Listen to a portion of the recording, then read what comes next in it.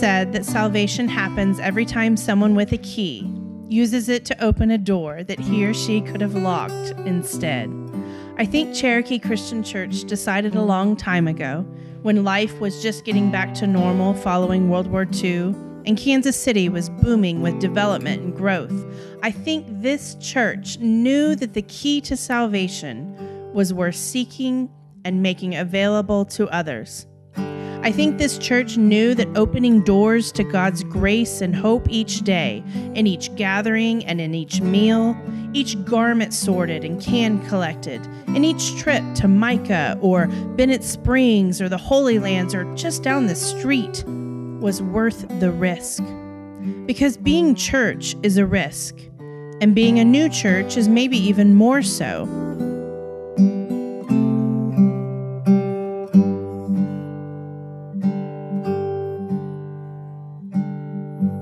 But the Reverend Sherman Moore knew that the pull of salvation was stronger than the risk.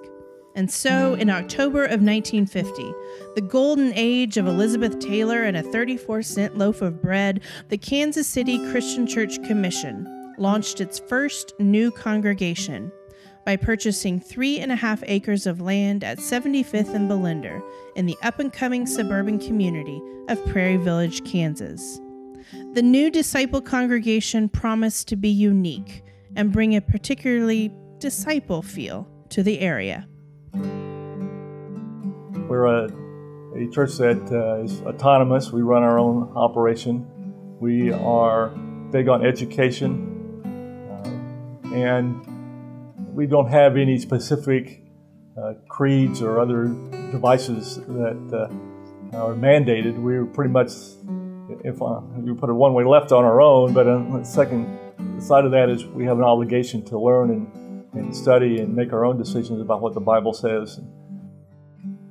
On the property was a farmhouse, which would serve as the church's start, and home to the Reverend Sherman Moore and his wife Mildred, who moved upstairs, committing to the work of opening doors and making God's salvific love known. Sherman is quoted as saying, "Someday, an imposing building will stand on this beautiful site, which is the highest point in this whole area.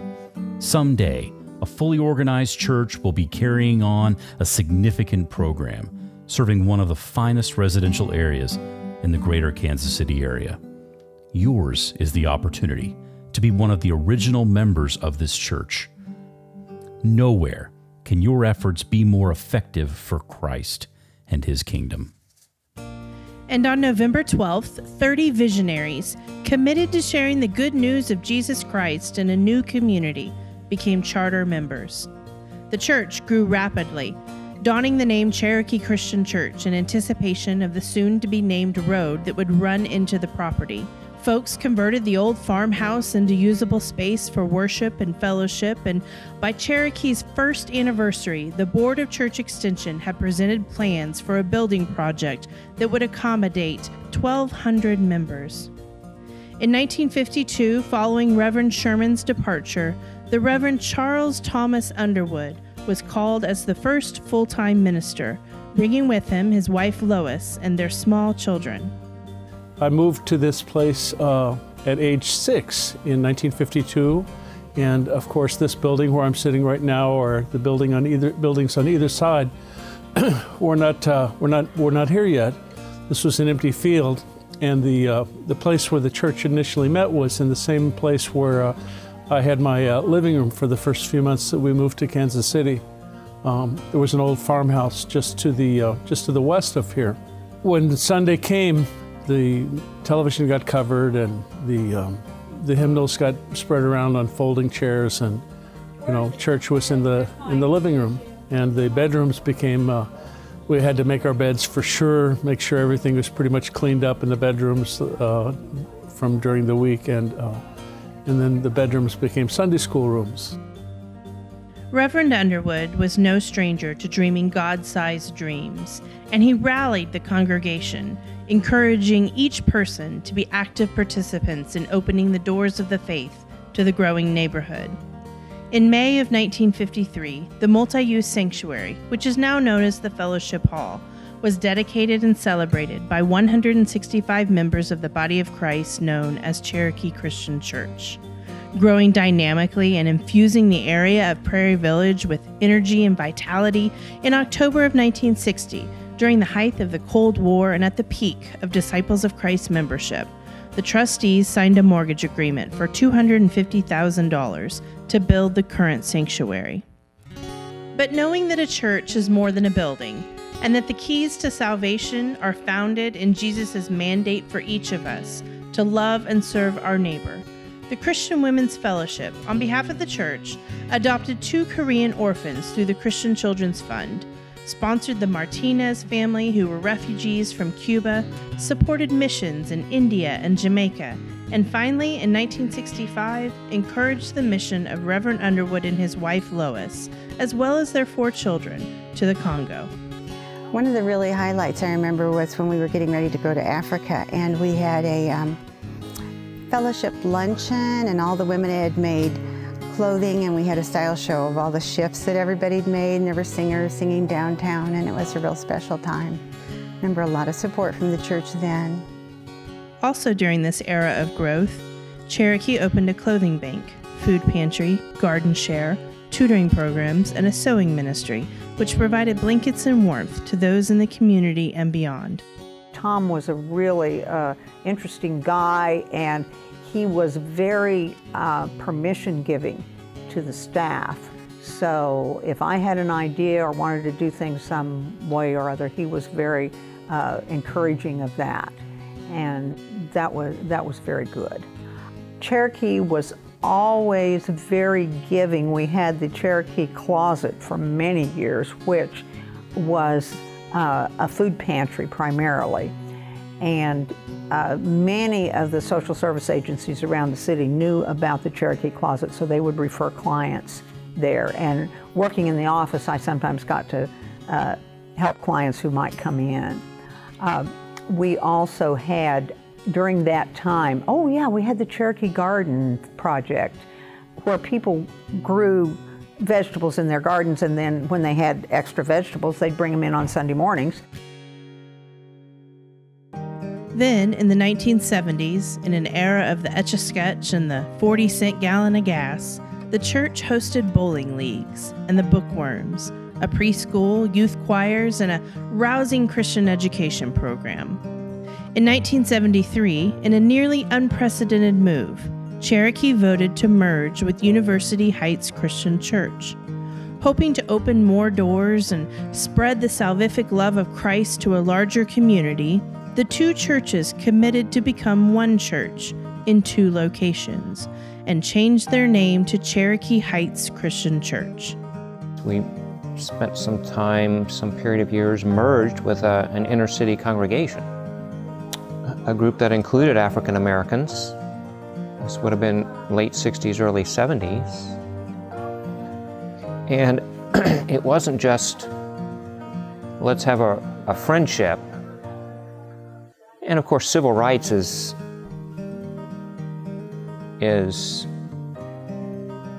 a huge piece of the culture at that time. I think Tom, in his unorthodox ways, suggested that let's not just have cookies with these people once a quarter or exchange choirs. Let's do a corporate merger of churches. And it was University Heights Christian Church and Cherokee Christian Church, and the corporate name of the 2 congregations became Cherokee Heights. But in a time of rapidly shifting perceptions around racial equality, the change proved to be a little too much, and in time the 2 congregations voted to split once more, reinstating their original names. But the push towards inclusivity and equality was important to Cherokee. So, in 1974, Cherokee named Faye Batten and Mickey Henry as the first female elders. And in 1979, Lois Wimpy was called as the first female board chairperson. Because I was a deacon, I was a deaconess, that's what they called them when you had to fix the communion. That was what the women did. And then eventually they turned it over, got it more modernized where they were deacons. And then we had the first woman elder, who was Mickey Henry, I think, was the first one. She's another staunch member for years and years. I became an elder. And Maythel's the one who got me to do it. She's, you should do that. So I was elder for maybe 8 or 10 years, I think. In August of 1983, Reverend Tom Underwood retired after 31 years of ministry with Cherokee Christian Church. In his final sermon, Reverend Underwood wrote these unknowingly prophetic words. God spoke to you and me through our Christ, and we are granted the call from God to take that gospel into all the world. The heritage we have includes suffering. But any time you take a chance on sharing faith, you take a chance on suffering. Anytime you give yourself away, you take a chance on rejection, as well as acceptance. For every hello, there must be a goodbye. For every birth, there is a death. And we are glad that we are a part of this process, which is directed by God. 1 year later, the Reverend Dr. Jim Anthus was called as the senior minister. During Reverend Anthus's 3-year tenure, Cherokee continued to serve the community, inviting the covenant players to share space, hosting successful vacation Bible schools, bazaars, youth banquets, and youth choirs, adult choirs, and fellowship events. But in the midst of this programming was an urgency to reevaluate the church's call and mission, a call to open God's doors of salvation, to make available God's grace to those who did not recognize it.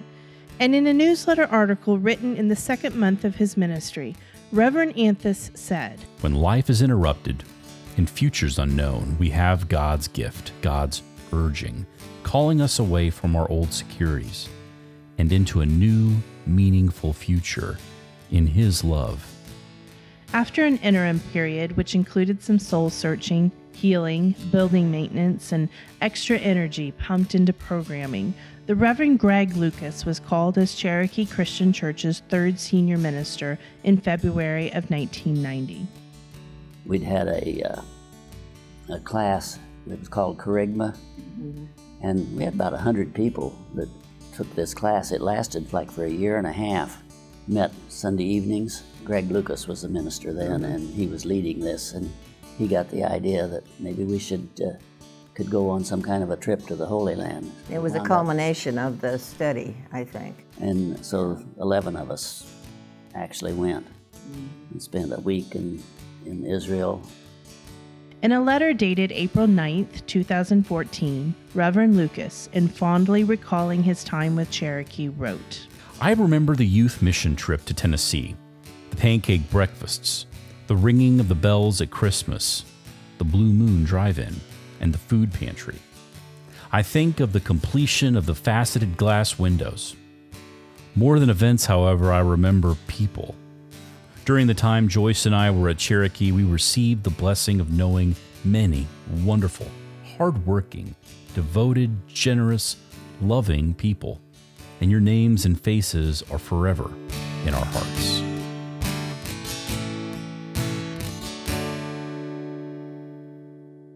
During this era of the 90s, Cherokee remained committed to outreach, serving their neighbor, living into Jesus' mandate to love another, and opening doors to salvation. I liked the bell ringing because I liked seeing the people, and we always rang the last shift on Christmas Eve. And it was fun seeing the people come in and do their last minute shopping, and everybody was pretty happy, and then we'd come to church for the candlelight service. After 5 years, Reverend Lucas followed a call to Chicago, ushering in another interim and the eventual call of the Reverend Margie Kollerick as the 4th senior minister of Cherokee Christian Church. With Reverend Kollerick's influence, the church came alive with drama, storytelling, programming, and fun. Education took center stage, and finding ways to make the story come alive so that it could be taken out into the world and shared with a people desperately in need of its hope. I remember all of the celebrates and all of the Easter egg hunts, and Miss Phyllis teaching all of us everything we know pretty much about the Bible and stories and God things. Yeah, my first memory was probably of Charlene, Miss Charlene, and I was her only student for a long time. And we just sat in the room and she taught me things. It's taught our kids a lot, and they're a lot of who they are because of what they learned here and their community here at Cherokee. And yet, despite the continual decline in membership, a decline that was felt throughout the denomination, there was still a niche that Cherokee Christian Church filled, which drew several young families and singles into the fold. When my husband and I decided to find a church home, we sort of, all the negative stuff that our experiences in the past and the politics of church and sort of that thing came up. And it was difficult for us to actually find a church that we felt would meet our needs, shall I say, the good stuff. And when we came to Cherokee, we knew sort of instantly that this was the place. And, you know, I knew all the Bible stories. I grew up with Scripture. I knew the stories, so to speak. But the one thing that I didn't have was a relationship with God, and that is what I found at Cherokee. So that was the door opening for myself and my family. Well, I was from a very small town in Nebraska, and so I really wasn't interested in a big, huge mega church. I wanted something kind of small, and at that time, I mean, everybody was just very personable and very, caring, seemed genuinely interested in me and my life and my kids and that type of thing, and it really became just almost like an extended family. Last Sunday we had a youth Sunday, and both of my kids were involved. One of them was preaching and one of them read the sermon, and that would have never happened through me alone, would have never happened. I would have never been able to do that without the help of this church, so I'm just appreciative of that. And in 2006, the Reverend Tim Mabbitt accepted the call as Cherokee's fifth and final senior minister. Like those who had come before him, Tim's passion was in sharing the story and striving to ensure that it would come alive and open doors and give new life for each one whom he encountered.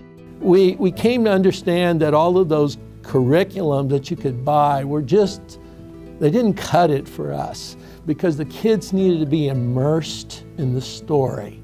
And so that's what we would try to do. We would have a week in which we would immerse the children in the story. And one of my favorites was The Long Way Home, which was the story of the Exodus. And Charlie we did this incredible job. He did this incredible job, and the kids one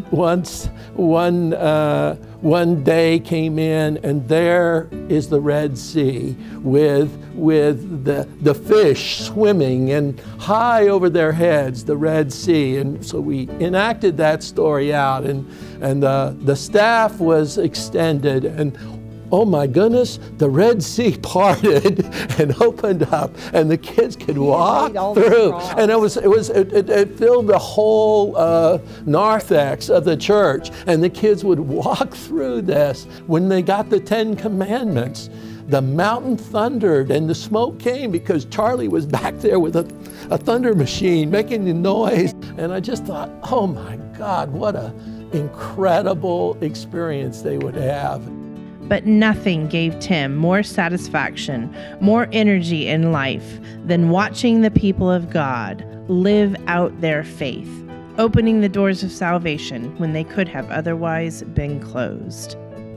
One Easter Sunday morning, we were baptizing kids as part of the Easter service. And so we did what we always would do when we did it that particular time. We did the baptisms, and then the congregation would be singing Christ the Lord is risen today, and they sing all 4 stanzas, and you madly go back and you change your clothes and you get ready to go out and do the pastoral prayer and everything. So that's what I'm doing. I'm back there, I'm changing into my clothes, and the person who always took care of everything on the backside of the church for baptisms was Corky. And Corky was back there and he's mopping up the water.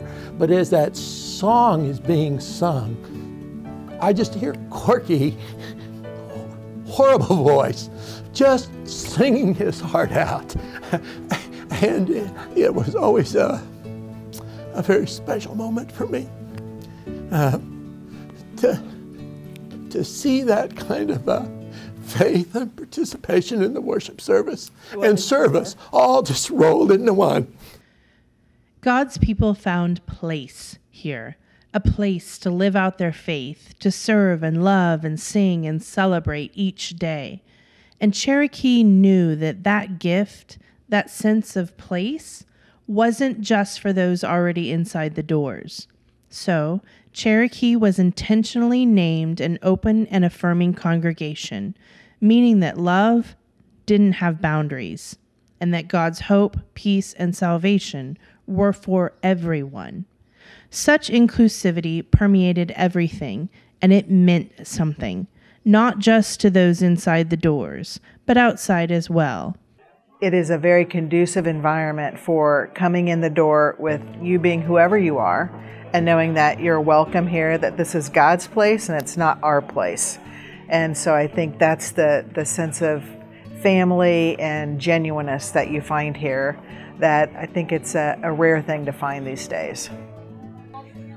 It was a weird feeling. I would come and then I would go. People were too nice. Coming from an abusive lifestyle, I wasn't used to people being nice. So, but anyways, I kept coming, and then it was nice to see other people sharing their love. So they say that I'm the one that brought the love to the congregation. I went around hugging people and blessing them. This is home, so this is where I learned where my faith was. This was also a time of much soul-searching, transition, and prayer as Reverend Mabbitt led the community of Cherokee Christian Church through several significant programs meant to help churches and communities who were struggling reclaim their mission and purpose. After equipping the congregation, Reverend Mabbitt retired, and in November of 2012, the Reverend Trish Winters was called as the part-time minister of discernment to lead the people of God through the difficult process of asking, what next? After nearly 11 months of prayer and study and discussion, the discernment team concluded that the most faithful option was to dissolve the congregation and sell the property. And in November of 2013, the congregation voted to affirm this recommendation. Not because they didn't have the spirit or the desire to be church, but because they knew that the important work of sharing the faith with the next generation, opening those doors in ways that were life-giving, needed to be done in a new way, with a new voice and a new place. At any point in this final part of their journey, the people of Cherokee could have chosen to close the doors and lock them up, turning their backs on those who sought the gifts of faith, hope, peace, and love. But instead, with more grace than you can imagine, the people of God chose to keep the doors open. And in May of 2014, Global Montessori Academy became the proud owners of 3.5 acres of land at 75th and Belinder in the suburban community of Prairie Village, Kansas. It's just been an incredible experience, and we're so grateful. And, you don't stumble across a group of people that value mission and community and children and peace over money. And this group has, and it's just been incredible to be part of it.